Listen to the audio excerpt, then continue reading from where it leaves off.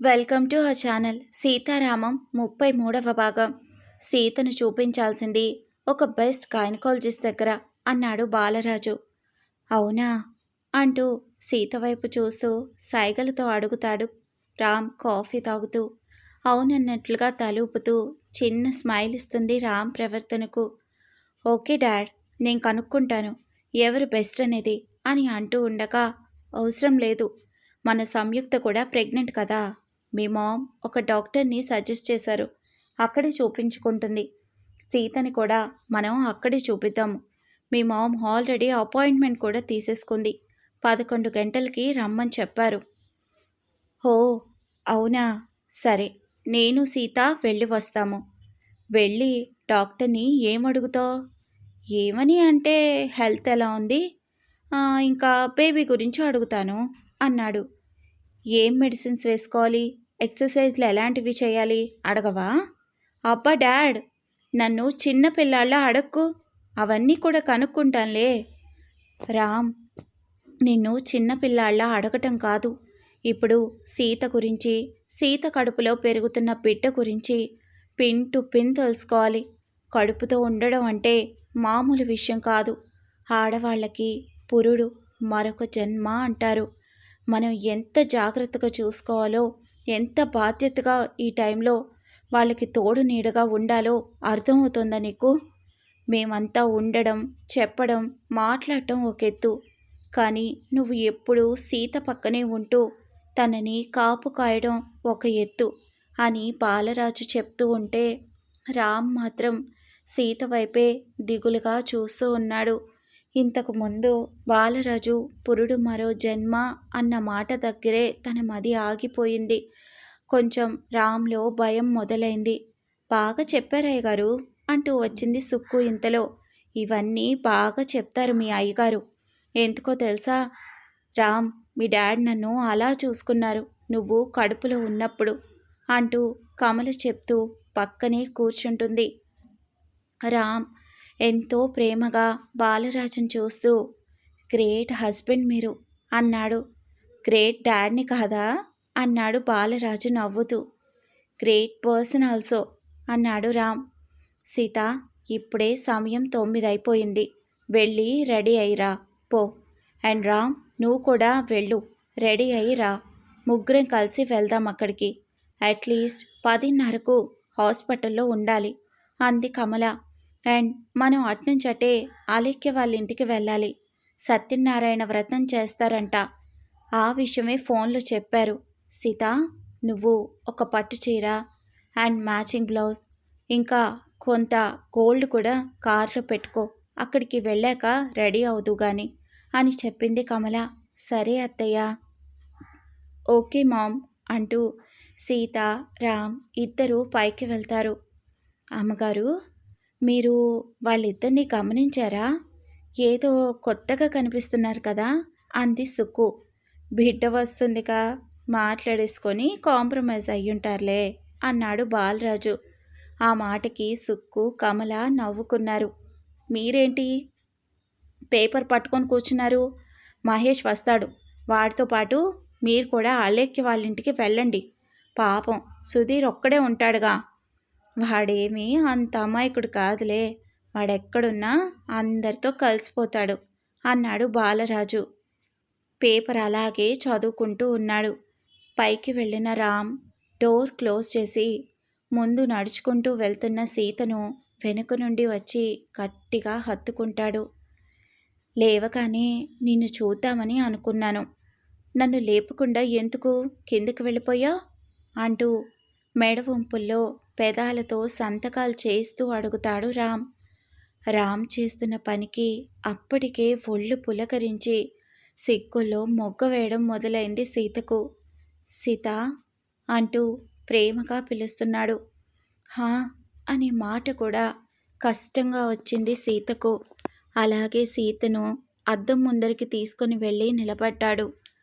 అద్దంలో సీతని చూస్తూ, కళ్ళు మూసుకుని ఉన్నావా, ఎందుకు అన్నాడు మళ్ళీ పెదాలతో సంతకాలు పెడుతూ. సీతకు తెలియని మైకం వచ్చింది. నరాల కదలిక మారింది. గుండె గట్టిగా కొట్టుకుంటోంది. చెమటలు పడుతున్నాయి.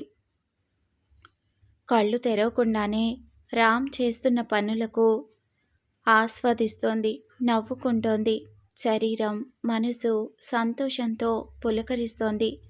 సీత మనసు తెలిసిన రామ్, సీత, ఒక్కసారి ఎదురుగా చూడు, మన ఇద్దరం ఇప్పుడు ఒక్కరమయ్యాం అన్నాడు నవ్వుతూ. సీత ఆ మాటకు మెల్లగా కళ్ళు తెరిచింది. ఎదురుగా అద్దం. ఆ అద్దంలో తనని గట్టిగా హత్తుకొని మైకంగా చూస్తున్న రామ్. సీత ఆ దృశ్యాన్ని చూసి మనసులో సీతాకోక చిలుకలు పరిగెడుతున్నాయి. అంత అద్భుతంగా ఉంది. ఇన్ని రోజుల దూరాన్ని ఒక్క రోజులో ఇంత దగ్గరగా చేసేసిన ఆ దేవుడికి మనసులోనే కృతజ్ఞతలు చెప్పుకుంటోంది. ఆ చెప్పుకునే సమయంలో సీత కళ్ళు తనకు తెలియకుండానే చెమ్మగిల్లాయి.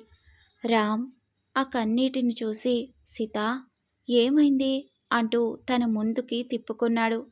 సీత కళ్ళల్లో నీళ్లు కారణం లేకుండానే వర్షపు జల్లులు కురిసిన విధంగా వస్తున్నాయి. నా మీద నీకింకా నమ్మకం రావడం లేదా అని అడిగాడు. అయ్యో, అది కాదు రామ్ గారు అంటూ రామ్ కళ్ళల్లోకి చూస్తుంది సీత ఆరాధనగా. మరి ఈ కన్నీళ్ళెందుకు అంటూ చెంపలకి ఉన్న కన్నీళ్లను తుడుస్తూ అడుగుతాడు. ఇది నిజమా లేక నా భ్రమో అర్థం కావడం లేదు. ఎన్ని రోజుల మన మనసుల దూరం ఒక్కసారిగా ఇలా దగ్గరయ్యేసరికి నాకు మాటలు రావడం లేదు రామ్ గారు. సంతోషంలో మనసు ఎంతగా పులకరిస్తుందో తెలుసా? నా జీవితంలో నేనెప్పుడూ కూడా ఇంత ఆనందాన్ని పొందలేదు. అమ్మ నాకు ఏ లోటు లేకుండా పెంచినా, నేను అమ్మకు ఏ లోటు రానివ్వకుండా చూసుకున్నప్పుడు కూడా నాకు ఇంత సంతోషం కలగలేదు. ఎందుకు ఎందుకో నాకు అర్థమైంది. మీరు నా వారు, నా భర్త, నాకు తప్ప ఇంకెవ్వరికీ మీరు సొంతం కాదు అని తెలిసినప్పటి నుండి నాలో ఏదో తెలియని అనుభూతి. నా కడుపులో మీ ప్రతిరూపం పెరుగుతోంది. ఆ విషయం తెలిసినప్పుడు ఉక్కిరిబిక్కిరి అయ్యాను. అప్పుడు కూడా నాకు భయం వేసింది. ఎందుకంటే మన ఇద్దరి మధ్య ఇప్పటికీ స్నేహం మాత్రమే ఉంది. కానీ ఇప్పుడు ఈ బిడ్డ పుట్టుకతో మన ఇద్దరం అమ్మా నాన్నలం అవుతాం. అంతేగా మార్పు. కానీ ఎప్పుడు మన ఇద్దరం భార్యాభర్తలుగా ఉండి ఒకరికొకరం అవుతామో అనే భయం ఉండేది. మీరు ఎప్పుడైతే, ఏ క్షణమైతే మన ఇద్దరి మధ్య ఉన్న దూరాన్ని జరిపి నాకు దగ్గరయ్యారో ఆ క్షణం అంటూ ఎమోషనల్ అవుతున్న సీతను, సీత అంటూ వెళ్ళి గట్టిగా హత్తుకున్నాడు రామ్. ఎప్పుడు నిన్ను నాకు దూరం కానివ్వని సీత. ఇప్పుడు నువ్వు నా ప్రాణం. మన మధ్యలో జరిగినవన్నీ మర్చిపోయి నాతో సంతోషంగా ఉండు. ఇంకా ఏ బాధ కూడా నిన్ను చేరనివ్వను. ఈ కన్నీళ్ళు ఈరోజు నేను ఆఖరిగా నీ కళ్ళల్లో చూడాలి అన్నాడు రామ్ ఉద్వేగంగా. I love you Sita. నీకు తెలీదు నీ మీద ఎంతగా ప్రేమ పెంచుకున్నానో. ఎప్పుడు నీకు చెప్తానో లేదా ఎప్పుడు నువ్వు నాకు చెప్తావో అని ఎదురు చూసిన క్షణాలన్నీ వెళ్ళిపోయాయి సీత. ఇక మన మధ్య ఉండాల్సింది కొండంత ప్రేమ. ఒకరి కోసం ఒకరం. సీతని కళ్ళలోకి చూస్తూ, నిన్ను ఆకాశం అంత ప్రేమిస్తాను. నువ్వు నన్ను భూదేవిలాగా భరిస్తావా అని అడుగుతాడు రామ్. ఆ మాట విన్న సీత రామ్ కళ్ళలోకి చూస్తూ ఉండిపోయింది. సీత, సమాధానం చెప్పు అన్న రామ్ పిలుపుతో సీత సంతోషంలో ఉక్కిరిబిక్కిరవుతూ రామ్ని గట్టిగా హత్తుకుంటూ, నేను కాదు భరించాల్సింది, మీరే అంటుంది సీత నవ్వుతూ. ఆ మాటకి నవ్వుకుంటూ సీతని చూస్తాడు. సీత ముఖంలో ఆ నవ్వుని చూస్తూ, ఈ నవ్వు ఇప్పటికే కాదు, ఎప్పటికీ ఇలాగే ఉండాలి అంటూ రెండు చేతులతో తన చెంపలను పట్టుకొని సీత కళ్ళలోకి చూస్తూ దగ్గరికి తీసుకుంటూ సీత పెదాలను రామ్ పెదాలతో బంధిస్తాడు. తొలి ముద్దులోని ప్రేమను, ఆలపన్ను, మాధుర్యాన్ని రుచి చూస్తూ సీత రామ్కి అనుగుణంగా నడుచుకుంటూ రామ్ తల వెంట్రుకల్లో తుప్పలకి తన చేతి వేళ్ళని పంపుతూ తన ఇష్టాన్ని కూడా తెలియచేస్తుంది. సీత కదలికలు తన విన్నపంగా తెలుసుకున్న రామ్ ముద్దులోని గాఢత్వాన్ని పెంచుతాడు. సీత కళ్ళు మూసుకొని ఆస్వాదిస్తోంది. సీత కూడా రామ్కి సహకరిస్తూ ఇద్దరి శరీరాల మధ్య గాలికి కూడా నో ఎంట్రీ బోర్డ్ పెట్టేశారు. అలా ఇద్దరు ఒకరి మీద ఒకరికున్న ప్రేమను చూపుకుంటున్న సమయంలో సీతమ్మా అంటూ డోర్ తడుతున్న శబ్దం వినిపించింది ఇద్దరికి. ఆ శబ్దానికి ఇద్దరూ దూరం జరిగి శ్వాస గట్టిగా పీల్చుకున్నారు. సీత నవ్వుతూ తల కిందికి వంచితే రామ్ మళ్ళీ సీతను దగ్గరికి తీసుకోబోతున్నప్పుడు సీతమ్మా అంటూ మళ్ళీ డోర్ తడుతున్న శబ్దం వినిపించింది. ఆ వస్తున్నా సుక్కు. ఛీ, ఈ సుక్కుకి ఎప్పుడు రావాలో కూడా తెలియడం లేదు అని విసుక్కున్నాడు. మనసులో తిట్టుకుంటూ అక్కడే ఉన్న చిన్న సోఫాలోకి వెళ్ళి రామ్ డల్గా కూర్చుంటాడు. సీత వెళ్ళి డోర్ తీస్తుంది. ఏంటి సుక్కు అని అడుగుతుంది. అమ్మగారు మిమ్మల్ని తొందరగా రెడీ అయి రమ్మని చెప్పారు. ఎక్కడికో డాక్టర్ దగ్గరకు బయటకు వెళ్తారంట కదా, అందుకే తొందరగా వెళ్తే చెక్ చేయించేసుకొని రావచ్చన్నారు. సరే, ఒక 15 నిమిషాలు అంటూ సీత ఉండగా అప్పటికే ఆ మాట విన్న రామ్ వెంటనే కమలకు కాల్ చేసి మామ్, రేపటికి పోస్ట్పోన్ చేసేయచ్చుగా అపాయింట్మెంట్ అన్నాడు. నీకేమైందిరా ఇప్పుడు? అలా ఏం కుదరదు. ఈ రోజు నుంచే సీతను జాగ్రత్తగా చూసుకోవాలి. నువ్వు రాకపోతే పో, నేను సీతను తీసుకొని వెళ్ళి వస్తాను అంది కమల. ఆ మాట విన్న రామ్కు విసుగ్గా అనిపించింది. సర్లే వద్దులే, నేను వస్తాను అని కాల్ కట్ చేశాడు మూతి ముడుచుకుంటూ రామ్. ఏమైంది రాంబాబుకి? ఏమైందమ్మా అడిగింది సుక్కు అంతా చూసి. ఏం లేదులే, నువ్వు వెళ్ళు, మేం వస్తాం అని డోర్ క్లోజ్ చేసి ఏంటి రామ్ గారు అలా కాల్ చేసేస్తే ఎలా అంటూ వెళ్ళింది రామ్ ముందరికి. సీత చేయి పట్టుకొని లాక్కొని తన ఒడిలో కూర్చోపెట్టుకొని మరీ ఇప్పుడేగా ముద్దులాట మొదలైంది, అప్పుడే బయటకు అంటే ఎలా సీతగారు అంటూ మళ్ళీ మెడలో ముద్దులు పెట్టడం మొదలుపెట్టాడు. అయ్యో, ఇది మార్నింగ్ అండి, గుర్తుందా మీకు?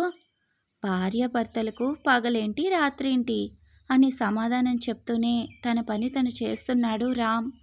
రామ్ పనులకు సీత ముసిముసిగా నవ్వుకుంది. రామ్ గారు చాలా కష్టంగా అంటూ రామ్ చేతులను విడిపించుకొని పైకి లేచి, ముందు మీరు లేచి ఫ్రెష్ అయ్యండి, డాక్టర్ దగ్గరికి వెళ్ళాలి కదా అంది సీత. అబ్బా సీత ప్లీజ్ ఇంకొక్క ముద్దు అంటూ లేచి పట్టుకోబోతుంటే అదేమీ కుదరదు, ఇప్పటికీ ఇదే చాలు, మనం బయటికి వెళ్ళాలి అంది చిరుకోపంగా. చా, ఈరోజే వెళ్ళాలా అంటూ సీతను దగ్గరికి తీసుకొని ఇప్పుడు వదిలేస్తాను, కానీ ఈరోజు రాత్రి మాత్రం వదలను అంటూ చెంప మీద ఒక ముద్దు పెట్టేసి నవ్వుతూ టవల్ తీసుకొని బాత్రూంలోకి దూరిపోతాడు. రామ్ చేస్తున్న పనులని మాట్లాడుతున్న మాటలకు సీతకు ఏదో తెలియని కొత్త అనుభూతి కలుగుతూ ఉంటుంది. అమ్మో, ఈ రామ్ గారు ఏదో మాయాలోకానికి తీసుకొని వెళ్తున్నారు అనుకుంటూ సీత తనకు తానే సమాధానం చెప్పుకుంటూ సీత బయటికి రా అంటూ నవ్వుకుంటూ రెడీ అవుతూ ఉంటుంది సీత. రామ్ స్నానం చేసి టవల్తో బయటకు వస్తాడు. అప్పటికే సీత సింపుల్గా ఒక బ్లూ కలర్ చీర కట్టుకొని రెడీ అవుతూ ఉంటుంది అద్దం ముందర నిలబడి.